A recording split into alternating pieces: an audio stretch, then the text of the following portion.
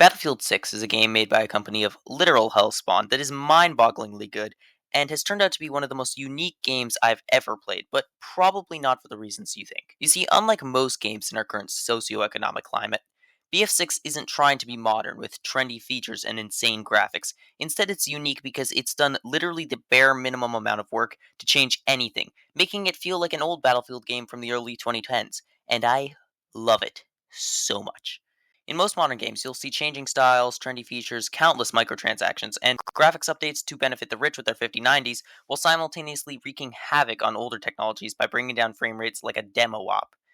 These upgrades destroy immersion and change the core values of games until they're so far from their predecessors that they lose their original audience, but thankfully, all of these issues can be traced back to one singular cause: relevance chasing. Modern games chase relevance like a pit bull after a 3-year-old, and that chase to be trendy can outpace the original audience without catching the attention of the new one being chased, which is how you end up with games like Black Ops 7, Halo 5, and Battlefield 2042.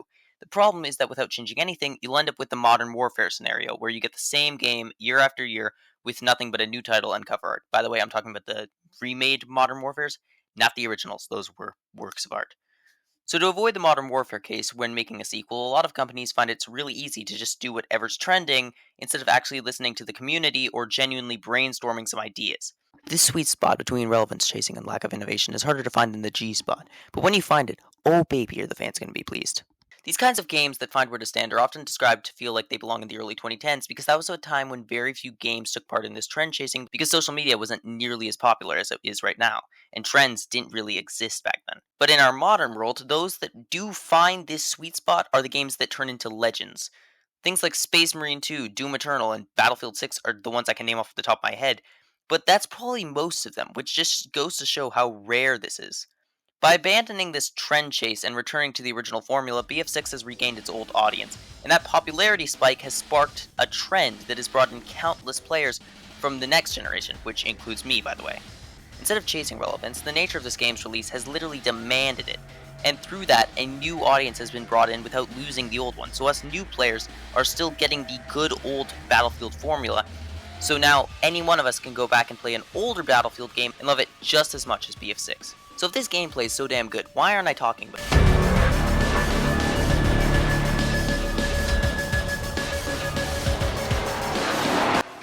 BF6 has the same gameplay all old-fashioned Battlefield games share, and despite this gameplay being so old, it's still pretty unique.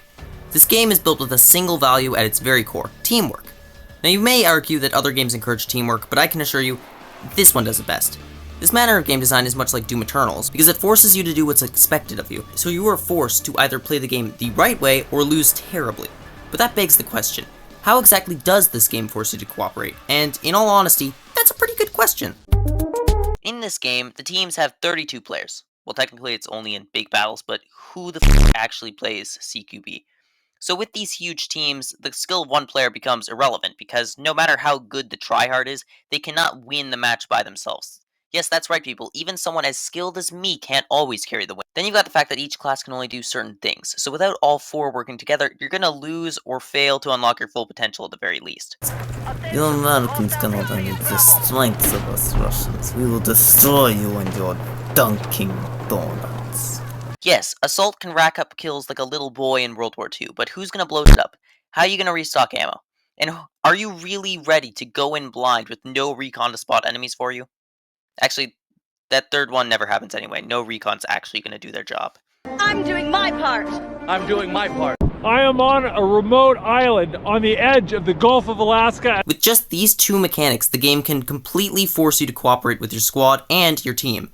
No one can carry the whole team, which forces everyone to do the work. And not every class can do the same things, forcing your squad to each perform a specific role to do their best work. This makes the game extra interactive and forces constant strategization on the player's end, which turns an otherwise atypical experience into something magical. If only the players knew how to do their job. If I die one more fucking time, I swear to God, I am going to... You know how I said this game is just like the old days?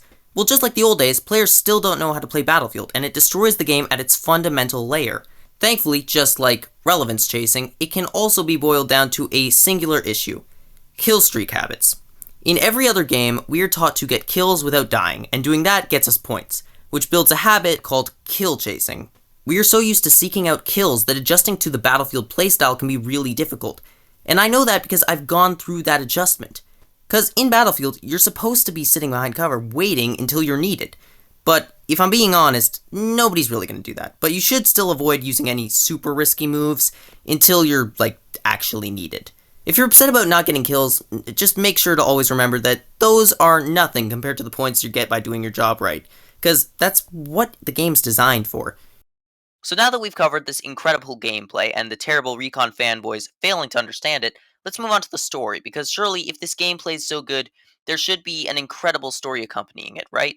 One with rich lore, completely original ideas, and a plot twist that just has your jaw drop to the floor with how badly written it is.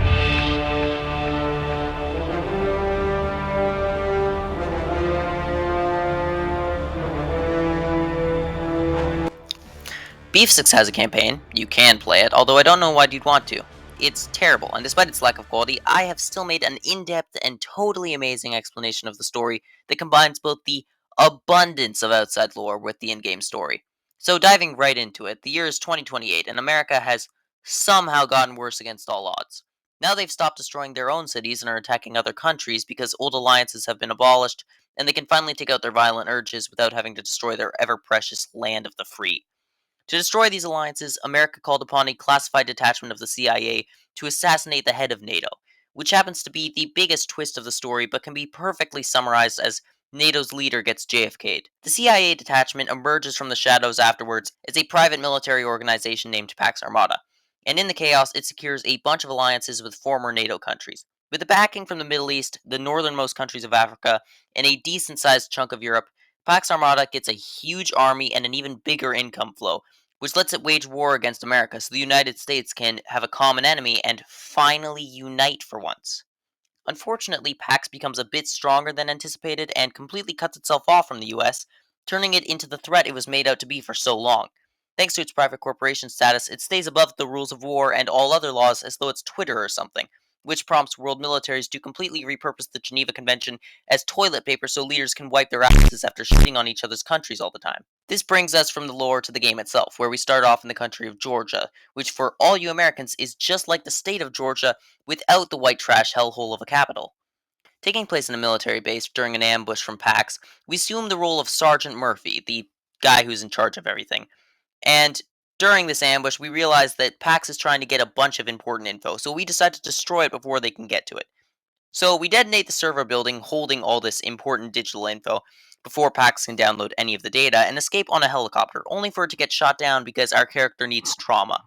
Instead of our squad dying in the crash, because that would be so simple, everyone survives and gets surrounded in this long, drawn-on process that kills each of our squad mates before we are eventually rescued, now properly traumatized. Thanks to our dramatic depression scene, we're granted main character status and are allowed onto a special forces squad with other avid cran enjoyers, because this is the military and that is their diet.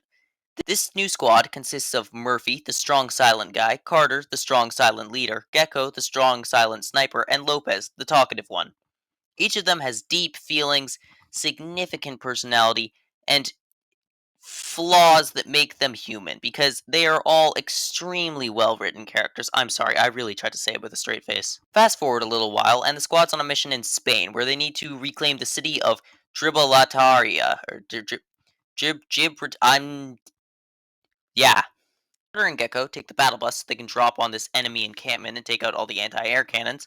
And with air support coming through, Murphy and Lopez are finally allowed to drive in on their submarine tanks, which they use to reach this big fancy building where important things are happening. There they spot Kincaid, the leader of PAX. And because of all the extremely good writing, he has a very rich history with Carter. In fact, it's so good that the writers barely mentioned it because they didn't want anyone copying their excellent story. Of course, Kincaid escapes our assault, but it doesn't matter, so long as the city's saved. One time skip later, and the squad's in Cairo, where they've been told to steal a bunch of data from a politician in a night raid. After a 10-minute long sequence of walking in the dark, we finally get to the politician, except he's dead. So to get the data, we have to cut off his thumb, because yeah, that makes sense. After retrieving the data off his literally normal thumb, we fight our way through an army of basic enemies and escape successfully. Using the data, it is learned that Pax Armada is planning to attack New York, so we go to the Airbnb where Kincaid is staying, which in my opinion is the best sequence in the game.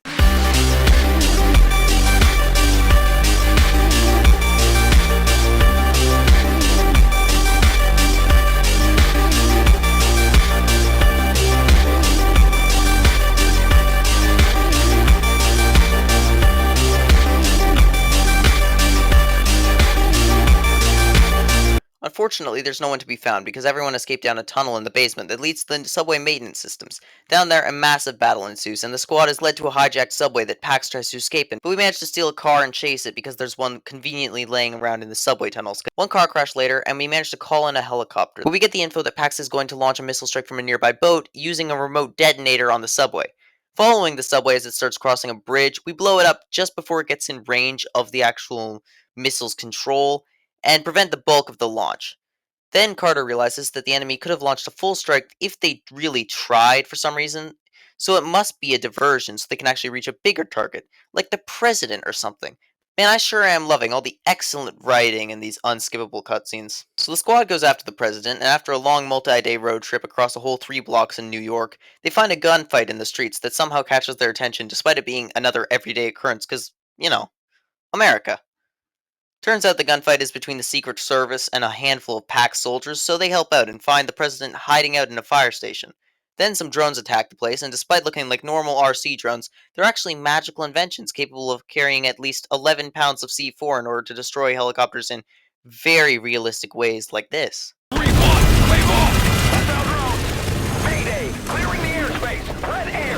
One drone strike later, and the squad takes off to the docks, and everyone works together to hold out against enemy forces while the president rushes off to safety. Then Murphy and Carter rush into combat, but due to the memory loss brought on by their chronic crayon-eating syndrome, they unfortunately forget to check their corners and get absolutely folded as a result. Kincaid shows up to murk Carter and beats the ever-loving shit out of Murphy before disappearing into the night with his army. A certain specified amount of time later, the squad arrives in a certain specified country that I've forgotten, with Carter's new replacement, Hemlock. Now, if you thought early, wow, I could really use less emotion and more strong silent characters, then I've got good news, buddy. Now the squad can be summarized as Gecko, the strong silent girl, Lopez, the strong silent guy, Murphy, the stronger silenter guy, and Hemlock, the strongest silentest guy. I'm sorry, who wrote this, and what community college did they go to? On the gameplay side, we've got this interesting cycle of kill everyone in area, destroy objective, disable alarm, repeat ad nausea. Yeah, how does this whole targeting thing work? Well, you see, the missile knows where it is, isn't, wasn't, was, shouldn't be, and should be, but all you need to be concerned with is that it knows exactly where you are. After doing this 4 times, the squad blows up a damn wall, I know I'm really funny, and outpaces the following tsunami using a trusty garbage truck because the physics of this story are straight out of a Fast and Furious movie. This brings us to the final level, which takes place at an airfield somewhere in the Middle East, where the squad needs to disable some missiles for reasons I'm too stupid to understand. Hemlock disables a few of them, and then Murphy shoots down a jet before the squad arrives at PAX headquarters. There, they take an elevator ride up to the 13th floor, where Kincaid is patiently waiting to be executed for his crimes. But before anyone can shoot, he explains the plot twist mentioned earlier with some truly beautiful last words. Yo, dude, America. It's evil. We know, dude. We live there. Anyway, they shoot Kincaid for his crimes and escape on a helicopter, finally ending the torture of playing this campaign, meaning we can finally move on to the thing that makes this game good, the multiplayer.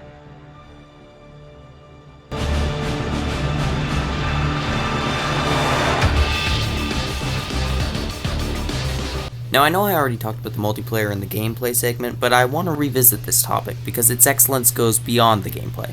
I already mentioned how the different classes do different things and how they need to work together for maximum effectiveness, but I want to better highlight exactly how that happens by explaining the function of each class. Starting with Assault, this class is designed for rushing objectives, rallying troops, and serves as the only one designed to get kills. As an Assault, you carry an AR, which works well handling most encounters that you deal with when charging into an objective area. Then you've got the self-heal pen, and I know it's crazy, but get ready for this. It lets you heal yourself. Not only that, but it also gives you a speed boost, so you can effectively charge through the crossfire to reach an objective. Then you've got the deploy beacon, which lets your teammates respawn wherever you've placed one, so you can rally your squad at important locations. All of these work together to give the Assault the best kit for assaulting the enemy team head-on. Give me some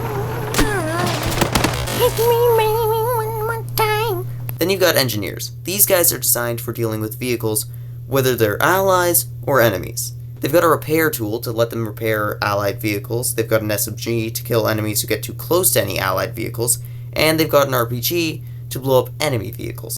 Alright, I kind of don't want these gadgets, so I'm gonna go kill myself real quick. Why am I not getting shot? Nobody cares. Bruh. I would sing like Hallelujah or some shit as like a backing track to this, but I think like J.I.Z.Z.L.E.R copyrighted that. It's pretty easy to understand what the class is designed for, and that's reflected by the number of players who successfully use the class, because most engineers actually know what they're doing compared to other classes. After that, you got medics, and I'll give you one guess what they do. I'm here, and I brought drugs. Medics have LMGs that are best used for cover fire instead of targeting enemies in hopes of getting kills, because trust me, you don't. These guys also carry smoke bombs to provide concealment when rushing through the crossfire to revive anybody. The last thing they have is their defibrillator, which they can use to instantly revive any and all teammates, instead of the normal slow revive where you have to go completely unprotected for several seconds. Just like engineers, medics usually know what they're doing because it's also pretty easy to see what the class is designed for. Recons have sniper rifles, drones, motion sensors, and C4 charges. Now I know most players stay on the edge of the map because it looks like that's what you should do based on the kit's structure, but I can assure you that is not what your team wants you to do. Instead, you should swap out the sniper for a DMR or a carbine, which lets you go to help your team on the front line where you should be. There you can constantly drop motion sensors to scan the environment for any sneaky threats, use your drone to spot enemies behind cover, and toss C4 on any vehicles that drive close by, which gets way more points than just sniping like 2 idiots per match from the edge of the map, which is what most recon players end up doing for some stupid reason. Now that classes are covered, you should hopefully understand how to play each one instead of using messy Call of Duty style kill chasing tactics. But I want to further this explanation of how to improve your skills by talking about the maps. Helicopter, helicopter. In this game, the maps are very open. They don't just drop crate.exe in a strategic place for optimal cover. Instead, they design the maps to be realistic-ish, which means cover isn't this common sanctuary that it is in other games. This sounds like hell, but no matter how bad you think it is, just know that it gets worse, because half of every map is completely destructible, so cover is even harder to find the longer the match goes on. This means that maps can't be flat open spaces, otherwise gameplay would break down, so the map design has to be more intelligent than other games. Instead of just a flat area with a random shit drop down to provide cover, the terrain has varying height, it bends to cut off line of sight, it's got rocks scattered about, shrubbery for concealment, and to make all of this work, the maps are huge. They're big enough so that all of these tactics can be employed at once in every single one, so knowing where to find cover becomes really important because you can't just hide behind a random, box. It doesn't matter if you got good aim or high firepower, the best players are the ones who know where to position themselves so their cover doesn't get destroyed right in front of them. This map design also enforces another aspect of combat unique to Battlefield, which is the existence of a front line. Instead of a chaotic mess of combat everywhere, the battle condenses around points where good cover exists, and this develops a front line where both sides are very clearly defined, and crossing over is like strolling through no man's land. The thing about the front line is that it also makes combat predictable, further encouraging good positioning and collective teamwork so everyone can charge forward at once, instead of the lone wolf behavior of one guy running out only to get shot immediately. Oh no. I don't have anything. Alright, bro. I'm doing it Thor style. I'm using the hammer. That's all I got. It's not even doing any damage.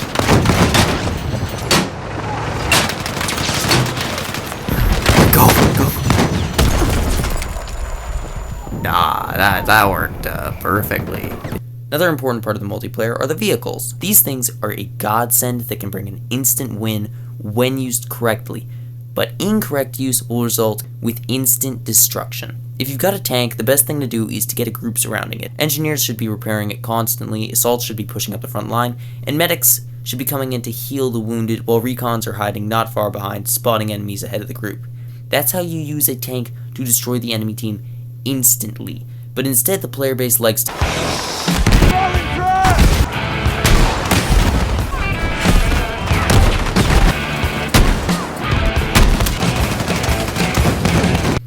Moving away from the tutorials, there's another part of this multiplayer I just want to compliment, and that's the callouts. Instead of crazy UI covered in text explaining every little detail, the Battlefield explains everything with callouts, constant info about everywhere else on the battlefield, and even commands telling you where to go. This is an awesome way to not only make the game way more immersive, but it also lowers distractions and improves efficiency so goddamn much. So anyway, now that we've talked about the game, let's end this review, because believe it or not, that's what this video is supposed to be, despite every part of it suggesting otherwise.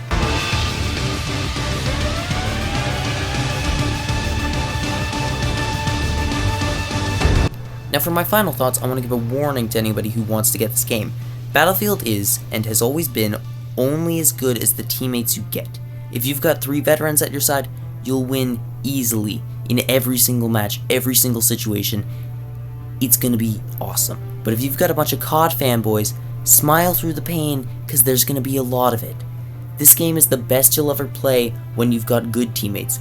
But if you've got bad teammates, it gets so awful, so goddamn fast. So just remember that if you're thinking of picking up the game.